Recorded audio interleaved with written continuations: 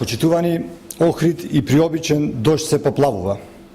Општината Охрид не го решава проблемот со атмосферската канализација. За Александар Петрески се друго е приоритет, освен решавањето на овој горлив проблем. Сликите од поплавата во Охрид се слики на град како од 18-тиот век, без основни услови за живот. Поплавени домови, преплавени улици, атмосферска канализација која не функционира, е жалната слика на туристичкиот центар Охрид. Причината за ова е немање на капацитет и волја на градоначалникот Петрески да ги решава проблемите.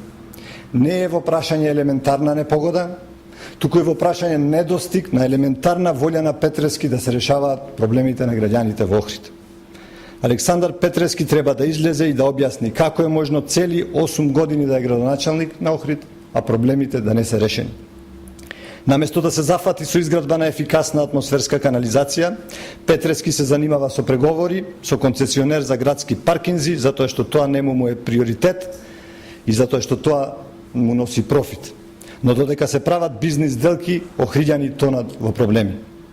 Токму тоа, недомаќинското работење, граѓаните на Охрид ги чини поплавени домови и преплавени улици. Охрид дефинитивно под раководството на Александар Петрески доживеа децениско назадување. Овие слики и состојби што ги видовте бараат одговор. Дали ова е љубовта кон Охрид која пропагира Петрески и неговиот тим? Дали ова е честноста кон Охрид која споменува локалната власт? И дали ова е она што е сработено во 8 годишниот мандат? Токму заради тоа, граѓаните на Охрид ќе го казнат и нема да му дадат доверба, затоа што на Охрид му треба развој, а не стагнација, недомаќинско и расипничко работење. Ви благодарам.